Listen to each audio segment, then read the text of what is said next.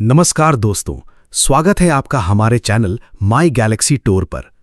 आज हम एक ऐसी किताब की यात्रा शुरू करने जा रहे हैं जो आपके जीवन की सबसे बड़ी छुपी हुई समस्या को समझने में आपकी मदद करेगी। क्या आपने कभी महसूस किया है कि बिना किसी वास्तविक खतरे के भी आपका मन हमेशा तनाव में रहता है? कभी भविष्य की चिंता, कभी पैसों की चिंता, कभी रिश्तों का तनाव और कभी अपने ही विचारों का दबाव। लेकिन क्या आपने सोचा है कि ये लगातार तनाव धीरे धीरे आपके शरीर और मन को अंदर से कैसे प्रभावित करता है?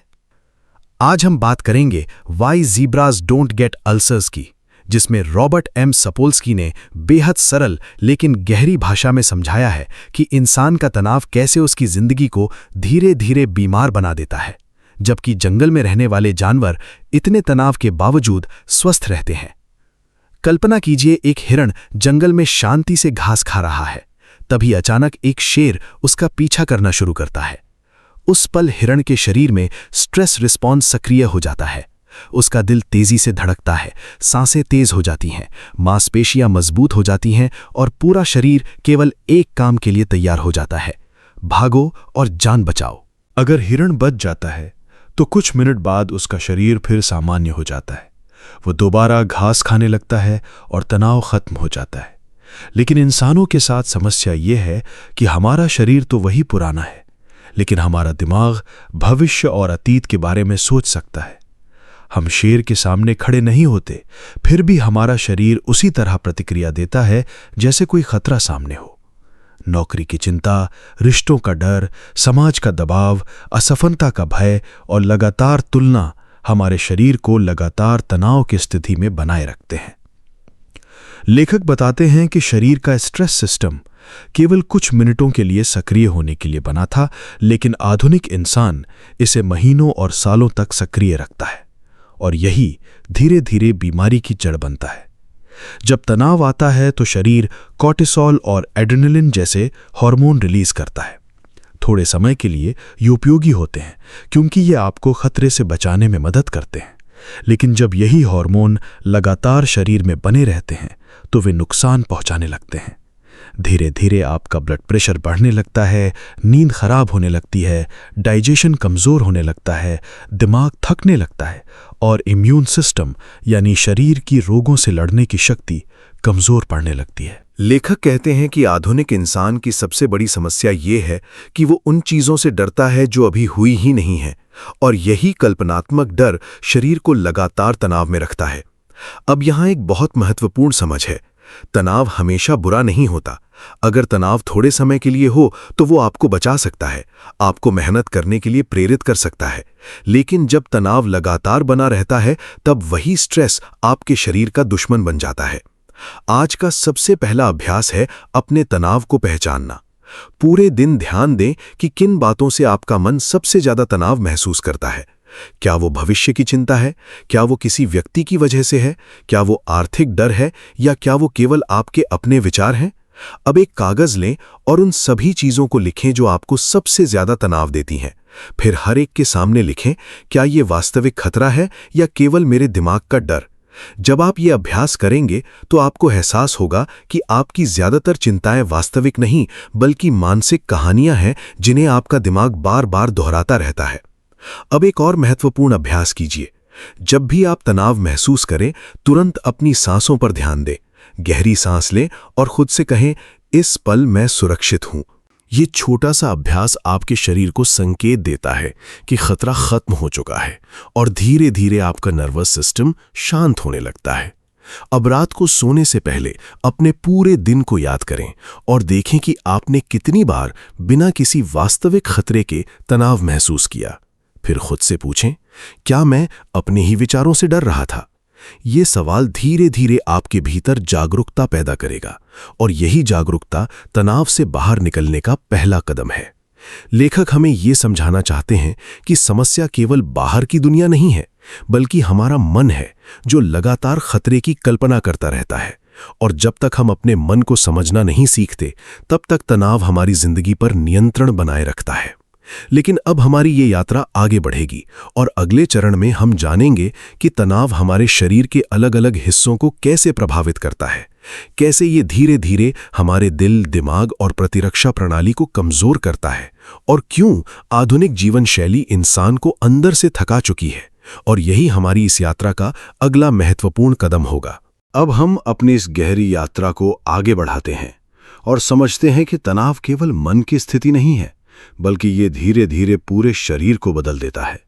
क्योंकि जब तनाव लंबे समय तक बना रहता है तो शरीर लगातार एक इमरजेंसी मोड में जीने लगता है, और यही वो स्थिति है जहां बीमारियां जन्म लेना शुरू करती हैं। लेखक बताते हैं कि हमारा शरीर लाखों साल पुराने वातावरण के अनुसार बना था, जहां खतरे अचानक आते थे और कुछ मिनटों में खत्म हो जाते थे। लेकिन आधुनिक इंसान का खतरा अलग है। अब शेर जंगल में नहीं, बल्कि दिमाग के अंदर रहता है। कभी भविष्य का डर, कभी असफलता का डर, कभी समाज में अपनी जगह खोने का डर, और कभी दूसरों की अपेक्षाओं का दबाव इंसान को लगातार तनाव में रखता है। अब कल्पना कीजिए कि आपका शरीर हर दिन ये मानकर जी रहा है कि कोई बड़ा खतरा आने वाला है। ऐसे में शरीर अपनी सारी ऊर्जा सर्वाइवल पर लगा देता है, और धीरे धीरे बाकी जरूरी प्रक्रियाएं कमजोर होने लगती हैं। सबसे पहले तनाव आपके दिल और ब्लड प्रेशर को प्रभावित करता है। जब आप तनाव में होते हैं तो आपका दिल तेजी से धड़कता है, क्योंकि शरीर समझता है कि आपको भागना या लड़ना पड़ सकता है। थोड़े समय के लिए ये ठीक है, लेकिन अगर यही स्थिति लगातार बनी रहे तो ब्लड प्रेशर स्थायी रूप से बढ़ सकता है और दिल पर अतिरिक्त दबाव पड़ने लगता है। धीरे धीरे यह हार्ट डिजीज और स्ट्रोक जैसी गंभीर समस्याओं का कारण बन सकता है। अब बात करते हैं डाइजेशन यानी पाचन तंत्र की। जब शरीर तनाव में होता है तो वो भोजन पचाने को जरूरी नहीं समझता, क्योंकि उसकी प्राथमिकता केवल बचना होती है। यही कारण है कि लगातार तनाव में रहने वाले लोगों को एसिडिटी, पेट दर्द, इरिटेबल बाउल सिंड्रोम और भूख से जुड़ी समस्याएं होने लगती हैं। लेखक कहते हैं कि शरीर एक समय में या तो आराम कर सकता है या सर्वाइवल मोड में रह सकता है। दोनों एक साथ संभव नहीं है। अब सबसे गहरा प्रभाव पड़ता है हमारे इम्यून सिस्टम पर। जब तनाव लंबे समय तक रहता है तो शरीर की रोगों से लड़ने की क्षमता कमजोर होने लगती है। यही कारण है कि लगातार तनाव में रहने वाले लोग जल्दी बीमार पड़ते हैं। उन्हें बार बार संक्रमण होता है और शरीर धीरे धीरे कमजोर महसूस करने लगता है। यहां तक कि लंबे समय तक तनाव कैंसर जैसी बीमारियों के जोखिम को भी बढ़ा सकता है, क्योंकि शरीर की रक्षा प्रणाली कमजोर पड़ने लगती है। अब बात करते हैं ब्रेन यानी दिमाग की। तनाव का सबसे खतरनाक प्रभाव दिमाग पर पड़ता है। लगातार कॉर्टिसोल का स्तर बढ़ने से दिमाग का हिप्पोकैम्पस हिस्सा प्रभावित होता है, जो याददाश्त और सीखने से जुड़ा होता है। इसी वजह से लगातार तनाव में रहने वाले लोगों को ध्यान केंद्रित करने में कठिनाई होती है। वे छोटी छोटी बातें भूलने लगते हैं, उनका मन बेचैन रहता है और धीरे धीरे एंग्जाइटी और डिप्रेशन बढ़ने लगते हैं। लेखक बताते हैं कि आधुनिक इंसान की सबसे बड़ी त्रासदी ये है कि उसका दिमाग भविष्य के काल्पनिक डर को भी वास्तविक खतरे की तरह मान लेता है और शरीर उसी हिसाब से प्रतिक्रिया देता रहता है। आज का अभ्यास है अपने शरीर की आवाज सुनना। दिन में कुछ समय निकालकर शांत बैठें और अपने शरीर पर ध्यान दें। देखें कि तनाव आपके शरीर में कहाँ महसूस होता है। क्या आपके कंधे भारी लगते हैं? क्या आपका जबड़ा कस जाता है? क्या आपके पेट में बेचैनी होती है? या क्या आपका सिर भारी महसूस होता है? अब धीरे धीरे गहरी सांस लें और उस हिस्से को ढीला छोड़ने की कोशिश करें। यह अभ्यास आपको अपने शरीर और मन के संबंध को समझने में मदद करेगा, क्योंकि बहुत बार शरीर पहले संकेत देता है और हम उसे नजरअंदाज करते रहते हैं। अब एक और महत्वपूर्ण अभ्यास कीजिए। आज पूरे दिन अपने बोलने के तरीके पर ध्यान दें।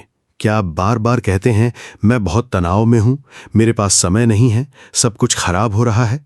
अगर हां, तो हर बार उस वाक्य को बदलें और कहीं, मैं शांत हूं, मैं संभाल सकता हूं, ये परिस्थिति भी गुजर जाएगी।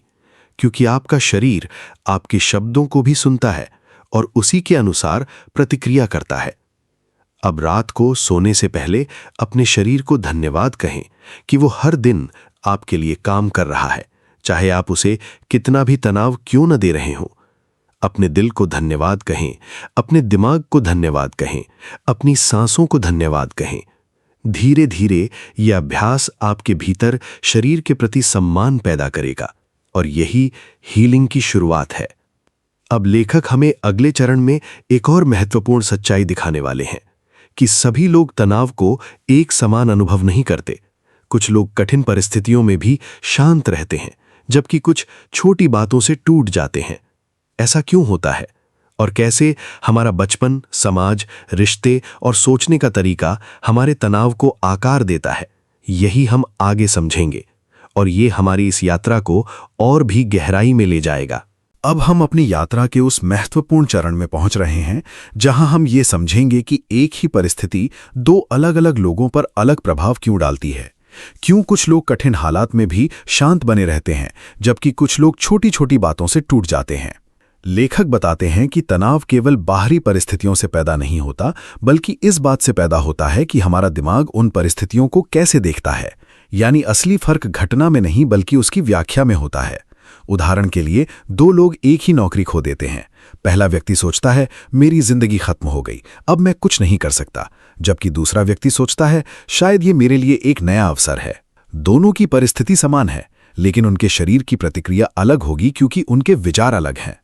यही कारण है कि कुछ लोग लगातार तनाव में रहते हैं, जबकि कुछ लोग चुनौतियों के बीच भी संतुलित बने रहते हैं। लेखक बताते हैं कि बचपन का वातावरण भी हमारे तनाव को गहराई से प्रभावित करता है। अगर कोई बच्चा ऐसे माहौल में बड़ा होता है जहां लगातार डर, आलोचना या असुरक्षा हो, तो उसका शरीर तनाव को सामान्य स्थिति मानने लगता है। धीरे धीरे उसका नर्वस सिस्टम हमेशा अलर्ट रहने लगता है और वो छोटी छोटी बातों पर भी तनाव महसूस करने लगता है। इसके विपरीत, अगर किसी को बचपन में सुरक्षा, प्यार और समर्थन मिला हो, तो उसका दिमाग कठिन परिस्थितियों में भी जल्दी संतुलन बना लेता है। लेकिन यहाँ सबसे महत्वपूर्ण बात यह है कि चाहे आपका अतीत कैसा भी रहा हो, आपका दिमाग बदल सकता है। लेखक समझाते हैं कि हमारा ब्रेन प्लास्टिक है, यानी वो नई आदतों और नए अनुभवों के अनुसार खुद को बदल सकता है। यही वजह है कि जागरूकता और सही अभ्यास के जरिए हम अपने तनाव को कम करना सीख सकते हैं। अब बात करते हैं नियंत्रण की, यानी कंट्रोल की। लेखक कहते हैं कि इंसान तब सबसे ज्यादा तनाव महसूस करता है जब उसे लगता है कि उसके जीवन पर उसका कोई नियंत्रण नहीं है। अगर कोई व्यक्ति कठिन परिस्थिति में भी ये महसूस करता है कि वो कुछ कर सकता है, तो उसका तनाव कम होता है। लेकिन अगर उसे लगे कि वो पूरी तरह असहाय है, तो तनाव कई गुना बढ़ जाता है। यही कारण है कि लगातार असहाय महसूस करने वाले लोग जल्दी डिप्रेशन और एंजाइटी का शिकार हो जाते हैं। आज का अभ्यास है अपने जीवन के उन क्षेत्रों को पहचानना जहां आप खुद को असहाय महसूस करते हैं। एक कागज लें और लिखें कौन सी चीजें आपको सबसे ज्यादा तनाव देती हैं। अब हर चीज के सामने 2 कॉलम बनाएं। पहले में लिखें क्या ये मेरे नियंत्रण में है, और दूसरे में लिखें क्या ये मेरे नियंत्रण से बाहर है। अब जिन चीजों पर आपका नियंत्रण है उनके लिए छोटे छोटे कदम लिखें, और जिन चीजों पर आपका नियंत्रण नहीं है उनके लिए स्वीकार करना सीखें। ये अभ्यास आपके दिमाग को स्पष्टता देगा, क्योंकि बहुत बार हम उन चीजों पर तनाव लेते रहते हैं जिन्हें हम बदल ही नहीं सकते। अब एक और महत्वपूर्ण अभ्यास कीजिए। आज पूरे दिन ध्यान दें कि आप खुद से कैसी बातें करते हैं। क्या आप खुद को कमजोर कहते हैं? क्या आप बार बार कहते हैं मैं नहीं कर सकता, मैं हमेशा असफल रहता हूं? अगर हां, तो हर बार उस विचार को बदलें और कहें मैं सीख रहा हूं, मैं मजबूत बन रहा हूं, मैं हर परिस्थिति को संभाल सकता हूं। क्योंकि आपका इनर डायलॉग, यानी अंदर की आवाज, आपके तनाव को बहुत गहराई से प्रभावित करती है। अब लेखक एक और गहरी बात बताते हैं कि सामाजिक संबंध भी तनाव को कम या बढ़ा सकते हैं। जो लोग अकेलेपन में जीते हैं वे ज्यादा तनाव महसूस करते हैं, जबकि जिनके पास भरोसेमंद रिश्ते होते हैं उनका शरीर तनाव से जल्दी बाहर आ जाता है। इंसान एक सोशल क्रीचर है और इमोशनल सपोर्ट हमारे नर्वस सिस्टम को शांत करता है।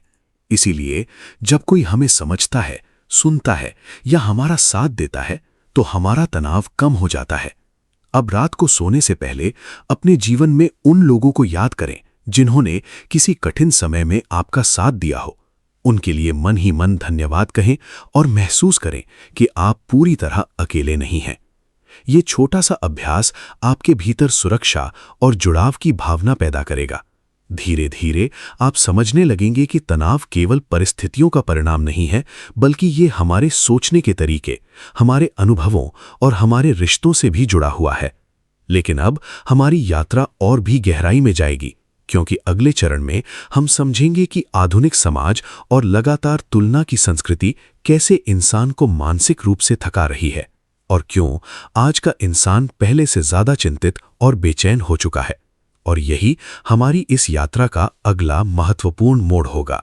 अब हम अपनी यात्रा के उस गहरे चरण में प्रवेश कर रहे हैं जहां हमें यह समझना होगा कि आधुनिक दुनिया ने इंसान के तनाव को पहले से कहीं ज्यादा बढ़ा दिया है, क्योंकि आज का इंसान केवल जीवित रहने के लिए संघर्ष नहीं कर रहा, बल्कि वो लगातार तुलना, प्रतिस्पर्धा और सामाजिक दबाव के बीच जी रहा है। लेखक बताते हैं कि हमारे पूर्वजों के लिए सबसे बड़ा खतरा शारीरिक था, लेकिन आज का सबसे बड़ा खतरा मानसिक और सामाजिक है। आज लोग इस बात से तनाव में रहते हैं कि दूसरे उनके बारे में क्या सोचते हैं, कौन उनसे ज्यादा सफल है, किसके पास ज्यादा पैसा है, किसकी जिंदगी ज्यादा बेहतर दिखती है।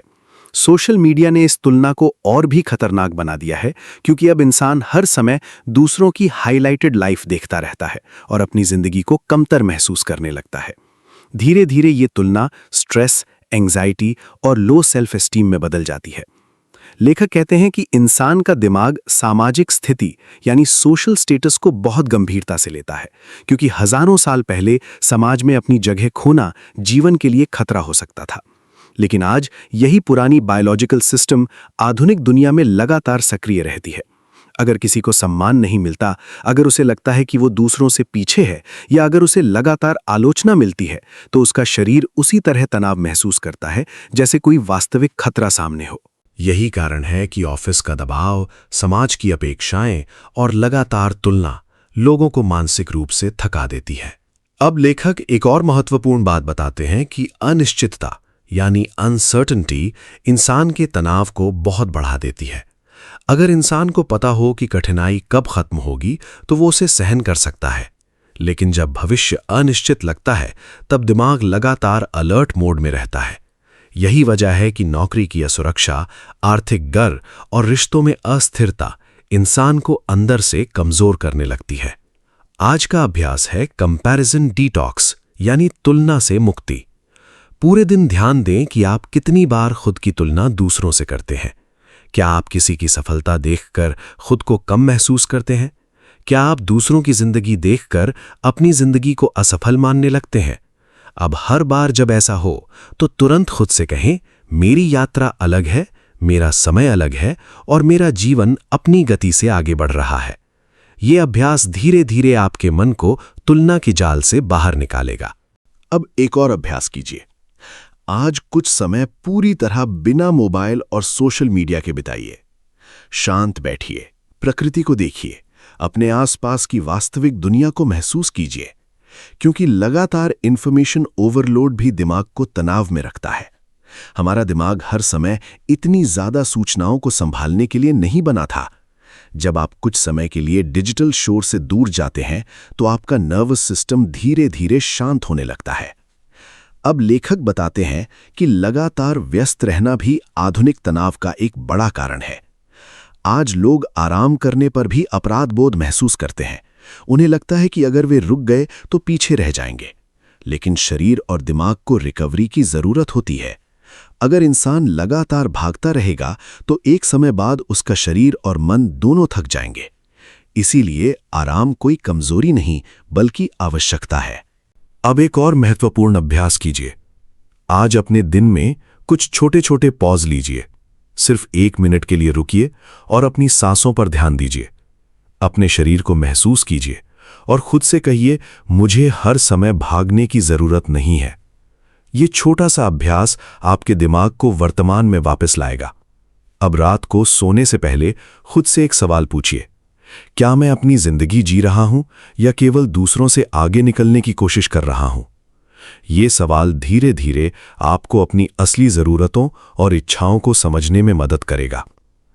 लेखक हमें ये समझाना चाहते हैं कि आधुनिक समाज इंसान को लगातार तनाव में रखने के लिए बना हुआ लगता है, लेकिन जागरूकता के जरिए हम इस चक्र से बाहर निकल सकते हैं।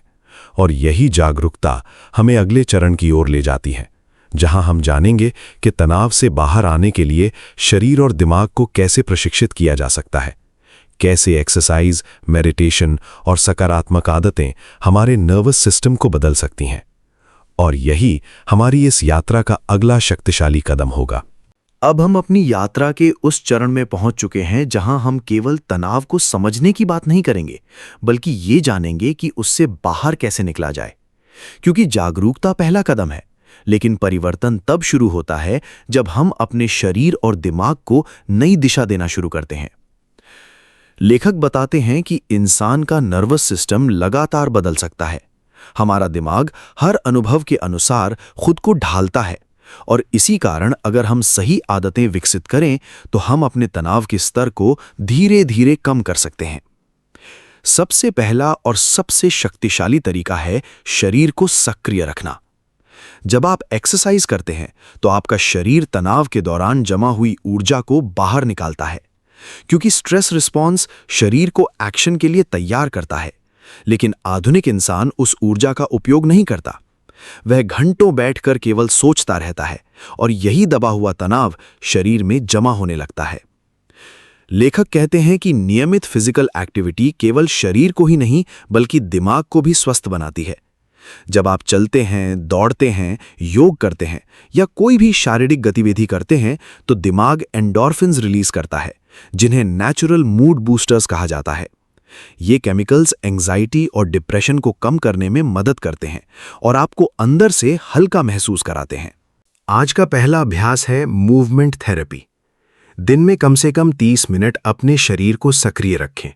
जरूरी नहीं कि आप जिम जाएं, आप तेज चल सकते हैं, हल्का योग कर सकते हैं या सिर्फ खुली हवा में टहल सकते हैं। लेकिन जब आप ये करें तो पूरी जागरूकता के साथ करें।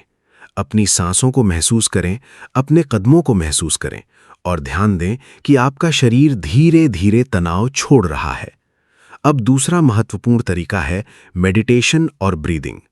लेखक बताते हैं कि लगातार तनाव दिमाग को फ्यूचर और पास्ट में भटकाए रखता है, लेकिन मेडिटेशन दिमाग को वर्तमान में वापस लाती है। जब आप शांत बैठकर अपनी सांसों पर ध्यान देते हैं तो शरीर को संकेत मिलता है कि अब खतरा खत्म हो चुका है। धीरे धीरे हार्ट रेट कम होने लगती है, ब्लड प्रेशर संतुलित होने लगता है और नर्वस सिस्टम रिलैक्स मोड में आने लगता है। आज का दूसरा अभ्यास है 5 मिनट साइलेंस। दिन में केवल 5 मिनट के लिए शांत बैठिए। अपनी आंखें बंद कीजिए और केवल अपनी सांसों को महसूस कीजिए। जब भी विचार आए उन्हें रोकने की कोशिश मत कीजिए, बस उन्हें आते जाते देखिए। धीरे धीरे आपका मन शांत होना शुरू होगा। अब लेखक एक और महत्वपूर्ण बात बताते हैं कि स्लीप यानी नींद तनाव से लड़ने के लिए बेहद जरूरी है। जब इंसान पर्याप्त नींद नहीं लेता तो शरीर में कॉर्टिसोल का स्तर बढ़ जाता है और दिमाग ज्यादा संवेदनशील हो जाता है। यही कारण है कि थके हुए लोग छोटी छोटी बातों पर ज्यादा तनाव महसूस करते हैं। आज की आधुनिक जीवन शैली में लोग नींद को नजरअंदाज करते हैं, लेकिन शरीर के लिए स्लीप किसी दवा से कम नहीं है। आज का तीसरा अभ्यास है स्लीप रिचुअल। सोने से 1 घंटा पहले मोबाइल और स्क्रीन से दूरी बनाइए। धीमी रोशनी में बैठिए, गहरी सांस लीजिए और अपने दिमाग को धीरे धीरे शांत होने दीजिए। फिर सोने से पहले अपने दिन की 3 अच्छी बातों को याद कीजिए। यह अभ्यास आपके दिमाग को पॉजिटिव स्टेट में लेकर जाएगा और आपकी नींद को बेहतर बनाएगा। अब लेखक इमोशनल रिलीज की बात करते हैं। बहुत से लोग अपने तनाव और भावनाओं को दबाकर रखते हैं। वे रोना नहीं चाहते, अपनी कमजोरी दिखाना नहीं चाहते और धीरे धीरे ये दबाव अंदर जमा होता रहता है। लेकिन शरीर हर दबाई हुई भावना को याद रखता है। इसीलिए अपनी भावनाओं को स्वीकार करना जरूरी है। अगर आपको दुख है तो उसे महसूस कीजिए, अगर आपको डर है तो उसे समझिए। भावनाओं को दबाने से वे खत्म नहीं होती, बल्कि अंदर और गहरी हो जाती हैं। आज का चौथा अभ्यास है इमोशनल राइटिंग। एक कागज लें और बिना रुके अपने मन की सारी बातें लिखें। जो डर है, जो गुस्सा है, जो चिंता है, उसे बाहर आने दें। ये अभ्यास आपके दिमाग को हल्का करेगा, क्योंकि कई बार केवल अपने भावों को व्यक्त करना ही हीलिंग की शुरुआत बन जाता है। अब रात को सोने से पहले अपने शरीर और मन को धन्यवाद कहिए। धन्यवाद कि उन्होंने आज भी आपका साथ दिया। धन्यवाद कि आप धीरे धीरे खुद को समझना सीख रहे हैं। धीरे धीरे आप महसूस करेंगे कि तनाव केवल दुश्मन नहीं था, बल्कि वो आपके शरीर का संकेत था कि कुछ बदलने की जरूरत है। और जब आप अपने शरीर और मन की जरूरतों को सुनना शुरू कर देते हैं, तब हीलिंग वास्तव में शुरू होती है। लेकिन हमारी यात्रा अभी खत्म नहीं हुई, क्योंकि अगले चरण में हम जानेंगे कि रिश्ते, प्रेम और सामाजिक जुड़ाव इंसान के तनाव को कैसे बदलते हैं, क्यों अकेलापन आधुनिक दुनिया की सबसे बड़ी मानसिक समस्याओं में से एक बन चुका है, और कैसे सही संबंध हमारे शरीर और दिमाग को स्वस्थ बना सकते हैं। और यही हमारी इस यात्रा का अगला गहरा और भावनात्मक चरण होगा।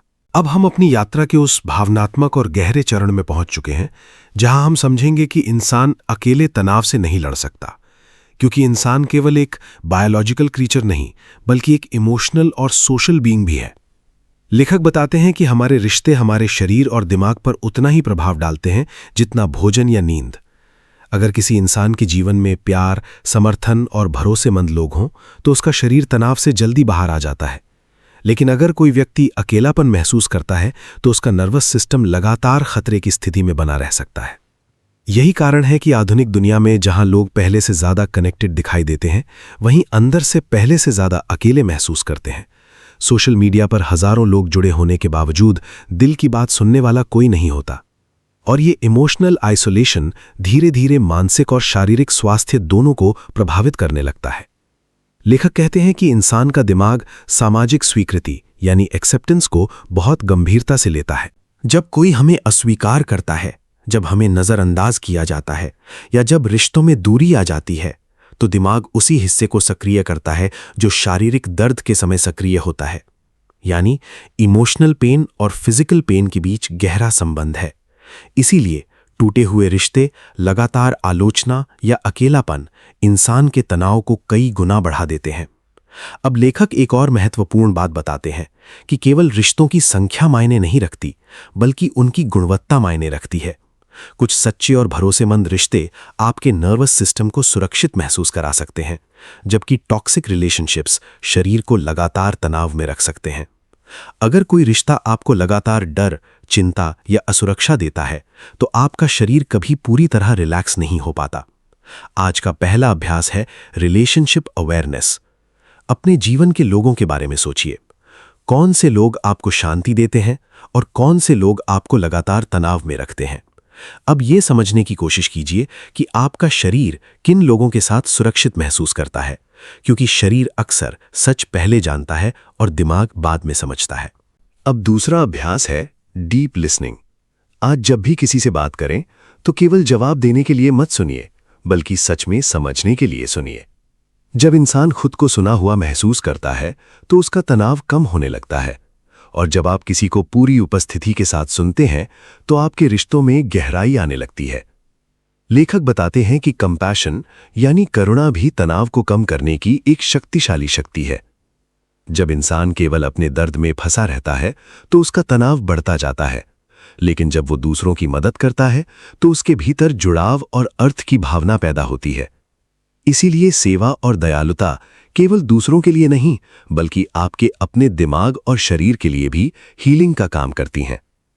आज का तीसरा अभ्यास है स्मॉल काइंडनेस। आज किसी एक इंसान के लिए बिना किसी अपेक्षा के कुछ अच्छा कीजिए। किसी को दिल से धन्यवाद कहिए, किसी की मदद कीजिए, या किसी दुखी इंसान को थोड़ा समय दीजिए। जब आप ऐसा करेंगे तो आपके भीतर ऑक्सीटोसिन नाम का हार्मोन बढ़ेगा, जिसे बॉन्डिंग हार्मोन कहा जाता है, और ये आपके तनाव को कम करने में मदद करता है। अब लेखक अकेलेपन के एक और पहलू की बात करते हैं। बहुत बार इंसान लोगों के बीच रहकर भी अकेला महसूस करता है, क्योंकि वो अपनी असली भावनाओं को छुपाकर जी रहा होता है। वो हमेशा मजबूत दिखने की कोशिश करता है, लेकिन अंदर से टूट रहा होता है।